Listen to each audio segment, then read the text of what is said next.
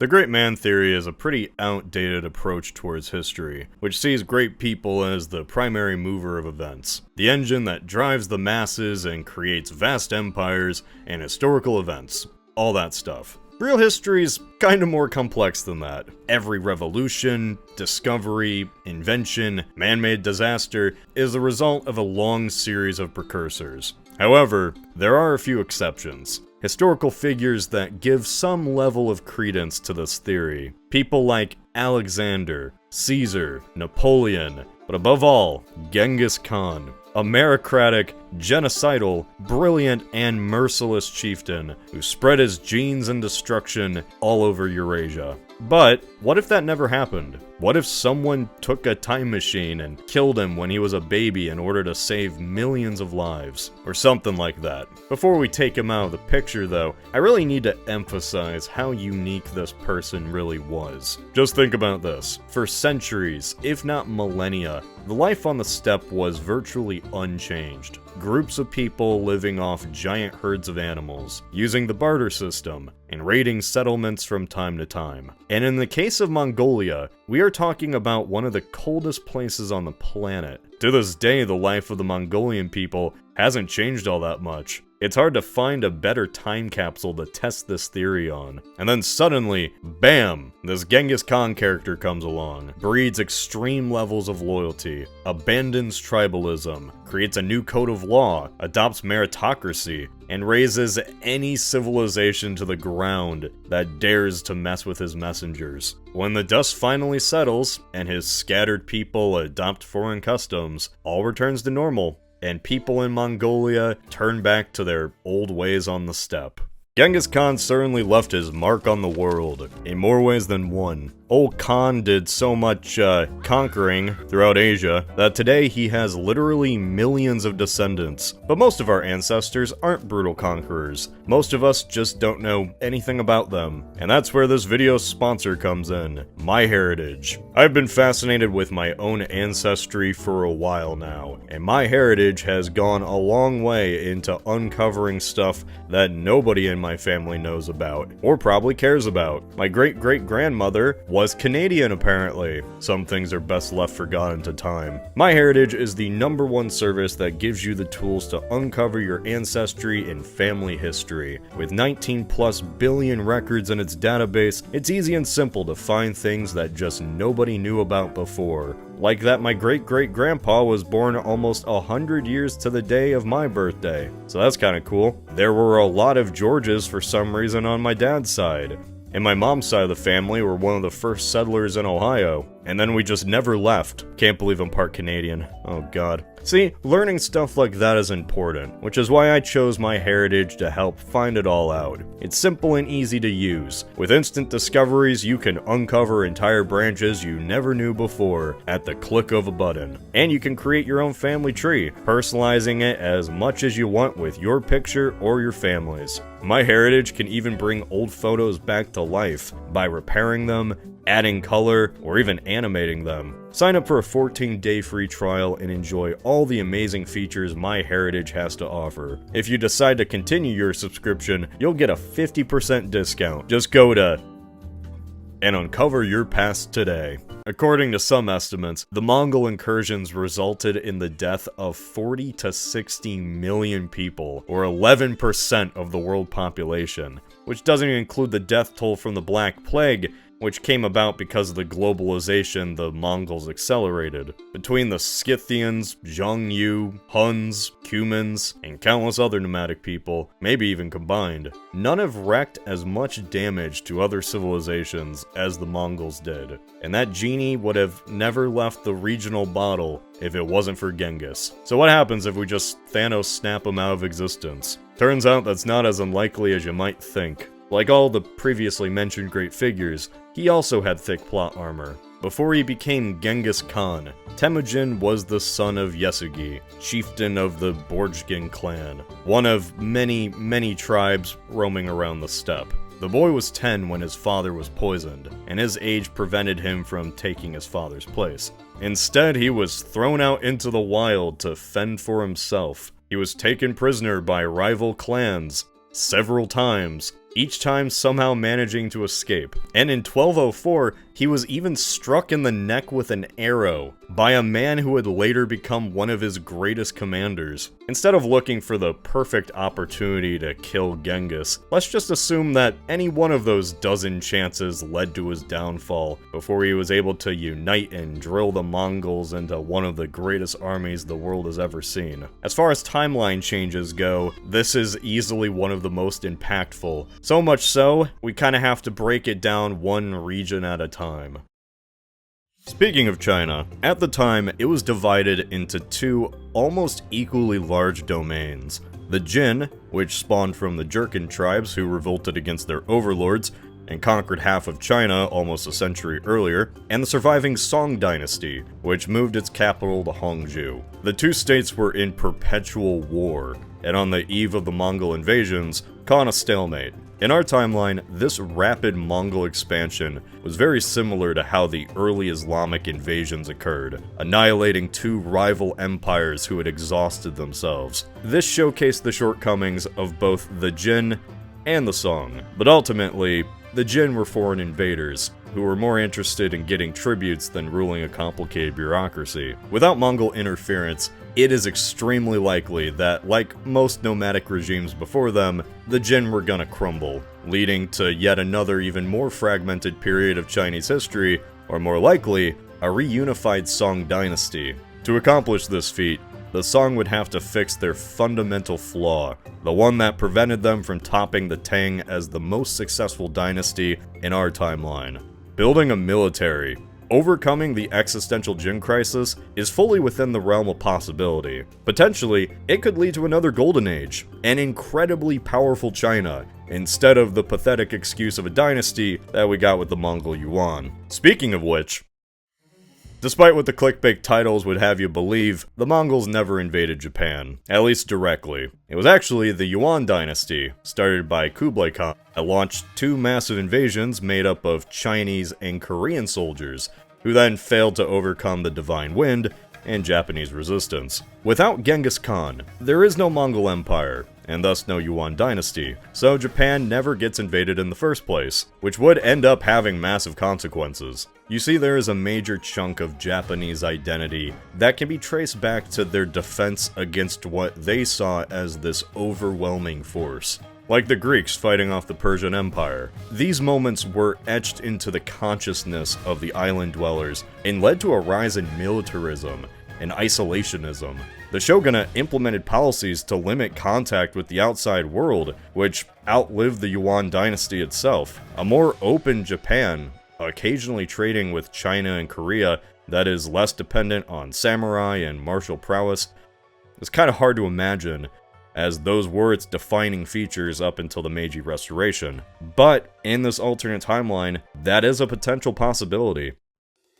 Let's get the misconceptions out of the way first. No, Jimmy, the Mongols didn't end the Islamic Golden Age. No, the Khwarezmian Empire wouldn't endure, even if it wasn't brutally sacked. Islam probably would still make its way into India, since the Delhi Sultanate was established long before Timur and Babur came onto the scene. And hey, while we're at it, no, the Mamluks didn't stop the Mongols in Anjalut, since that was a B-squad army under a lesser general dealing with a side quest, while the whole empire was prepping for a civil war. Okay, so all of that out of the way, what actually does change? Khwarezmia was reaching the point of overextension, and frankly arrogance, that would ultimately bring about its downfall, making it just another one of those rise and fall stories in what is now Iran. Throughout history, empires came and went, but what remained were the dominant cultural centers in Central Asia that were beacons of scientific thought and commercial trade.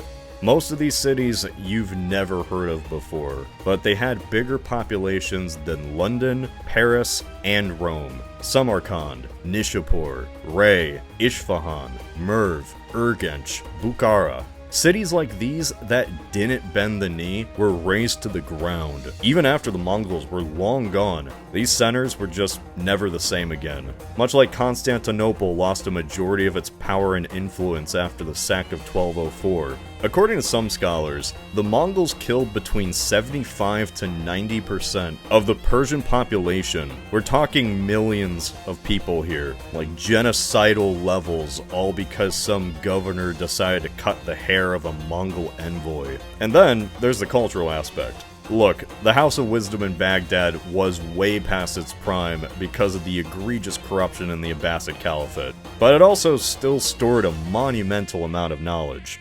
A 16th century historian even mentions that the Tigris changed its color to black due to the amount of books that were thrown in it during the sack of 1258. This loss of knowledge is comparable to the destruction of the Library of Alexandria. Who knows how many tomes were lost to the ages? How impactful they could have been if even a fraction of them were translated and distributed during the Renaissance. On the other hand, it's hard to predict exactly where this region would go because of how static it was. The Abbasids and Ayyubids were plagued with corruption and fragmentation. Both were at the mercy of foreign nomadic tribes that called the shots. The spread of Islam into India would certainly be impeded, since in this timeline there would be no Mughals to come onto the scene, but by far the biggest change to this region would be the fact that there would be no Ottomans. Oh yeah, you heard that right. Your favorite onion-wearing, cannon-firing Ottomans don't get to become a thing, if not for the absolute smackdown at the Battle of Khassadag in 1243. In what can only be described as a bonus mission, the Mongols sent a detachment to deal with the Sultanate of Rum after its sultan refused to cross the continent to pay homage personally in Karakorum. This state, which broke off from the Seljuk Empire, was the very reason the crusading movement began in the first place. It had bested the Byzantines, swarms of crusaders, even Georgia, not you, only to then be decimated by one Mongol incursion. Afterwards, they made Trebizond and Cilicia their vassal states, leaving the rest of Anatolia in absolute chaos. It was there in that primordial pot of Beyliks and confusion that the Ottomans were born. Rising above all the others, a rewrite of the reboot of the Seljuk Empire. And so, the downfall of one Temujin not only erases Kublai Khan, Timur, and Babur from existence, but also Osman, Mehmed, and Suleiman, along with all that they achieved. This leaves Constantinople, or at least the shadow of what it once was, in Christian hands. But since we mentioned Georgia, once again, not you, I'd like to say that it would have a very different fate. One a lot less tragic than in our timeline.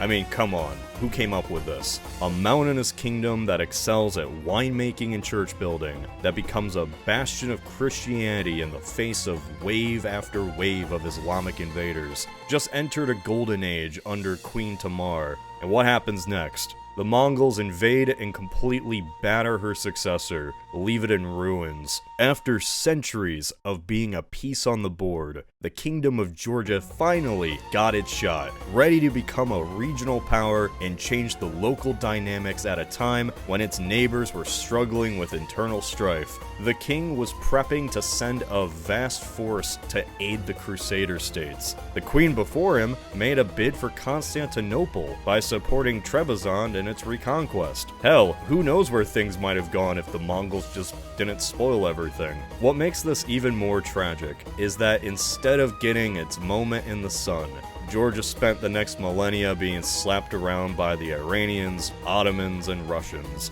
Oh my. Hang on. Iranians, Ottomans, Russians. The absence of Genghis Khan would completely remake the first, cancel the second, but what about, there's no Russia without the Mongols. It's well established that the Kievan Rus were the predecessors of Russia. Its people were descended from Norsemen, using a complex river system to trade and raid the Black Sea coast. They were about as unified as the Holy Roman Empire. The Vikings brought their culture and way of life to these lands, and as a result, they didn't differ from Scandinavia all that much. Bitter cold, urban centers created to facilitate trade, violent raiding, fierce warriors, and eventually, a conversion to Christianity. There were many powerful states that traded and competed with each other, but the most powerful among them was by far Kiev, hence the name. Moscow at the time was just a backwater village, not worth marking on the map. and St. Petersburg wasn't even founded yet. So what changed that? Well, who changed that? Genghis Khan, of course. Like, it's the video. Temujin picked the best men and trained them to perfection, which is why they pulled off what no one has even attempted to do. They invaded Russia in the winter. Oh yeah, both Napoleon and Hitler attacked Russia in the early summer, but not the Mongols. Mongols like to play on hardcore mode. They launched several armies hundreds of miles apart, consistently exchanging messages and handling logistics in a way that honestly wouldn't be seen again until maybe World War I. They galloped over frozen rivers and sacked city after city. Vladimir, Ryazan, Suzdal, Yaroslavl, and most importantly, Kiev. All were put to the torch. Once all the big cities were annihilated, the rest bent the knee and began paying tribute. Power shifted from the south to the north. Novgorod was one of the few left untouched, allowing it to become a new center of power as a Mongol ally. The nomads weren't interested in governing.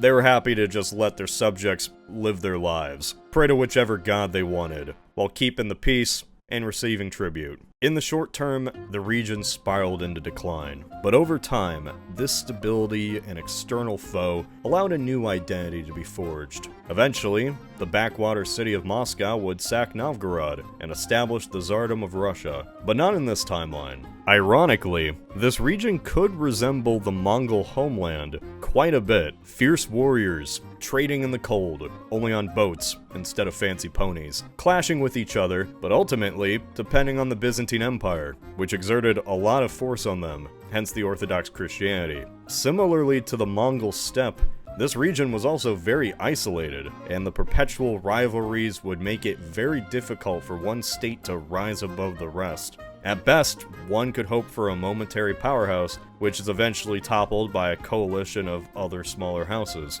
The Mongol overlords came and went, creating a reset that just wouldn't happen in any other way. Without the Mongols, millions would be spared a brutal death. But overall, the Kievan Rus would remain a stagnant and peripheral playground, which just doesn't get involved in the fate of its neighbors. Constantinople had just been sacked. Merchant republics were on the rise. The emperor was waging war with the Pope.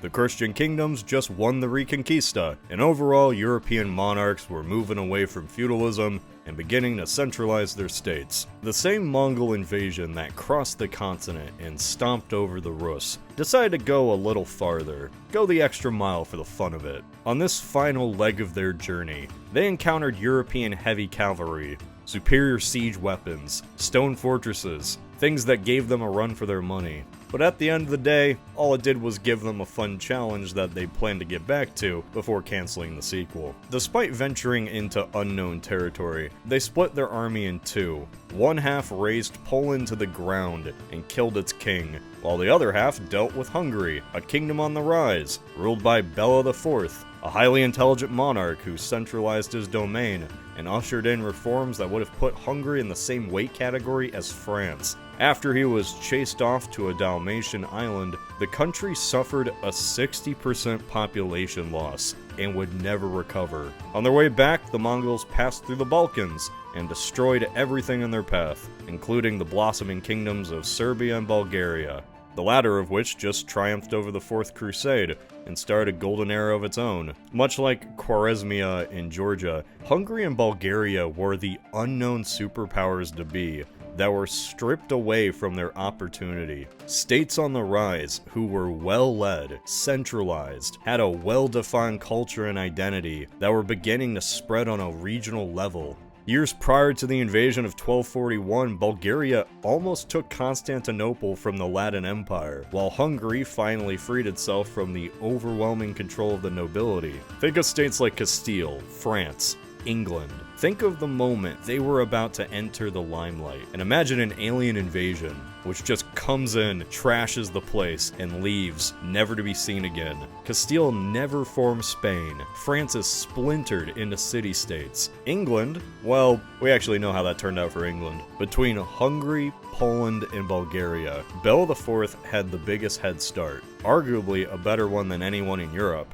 His only downside being that he was sandwiched between the other two, but neither Pope nor Emperor posed a significant threat. As for Poland and Bulgaria, Well, their existential threat was none other than the Russians and Ottomans respectively, and as we already discussed there, neither of those are getting formed in this timeline. That means Poland early on unites under a strong national identity with a distinct language. As for the Bulgarians, under the Asin dynasty, they would aim to become the restorers of the Byzantine Empire. Anatolia remains under the influence of the Sultanate of Rome, while the Orthodox Eastern Roman Empire gets reforged and rebranded by the Bulgarians, who take over the Eastern Balkans. And if you think that sounds a bit too crazy, just look up how many different dynasties ruled over the Byzantines over the years, usually from completely different corners of the empire. Not as insane as you might think. Well, that was a wild ride. After doing a bunch of research, honestly, each of these regions could be its own separate video. Not to mention, I didn't even get to cover the effects this scenario would have on the Black Plague.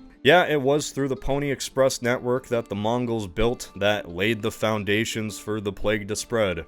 But honestly, the Black Plague not happening is like a whole separate video on its own. The fact that removing a single person would result in the absence of empires that did so much to shape the world is bonkers.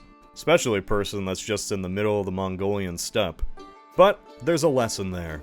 If you ever want to reshape the world, just be really good at horseback riding and shooting arrows. You can do anything if you put your mind to it. Oh wow, you made it through the whole video. Good job. It's been over a decade since I started making these, and as cheesy as it sounds, this really wouldn't be possible without viewers like you. Just watching videos goes a long way. There's also other ways people have been helping out, such as supporting me on Patreon. But I think for supporting the channel, viewers should get something more out of it, you know? So that's why I'm revamping the Patreon and bringing back the Discord server. On the surface, yeah, Patreon, Discord, whatever. But I want these to be very different than what's out there. So first, supporting me on Patreon not only helps the channel, but also lets you view one extra monthly video, selected by patrons, through a 4-layer voting system. It sounds confusing, but it's less complex than an American election. You can pick topics, choose which ones make it, and even get your own stick figure. Meanwhile, over on Discord, I'm trying something new. I'm trying to turn history into a fun multiplayer game,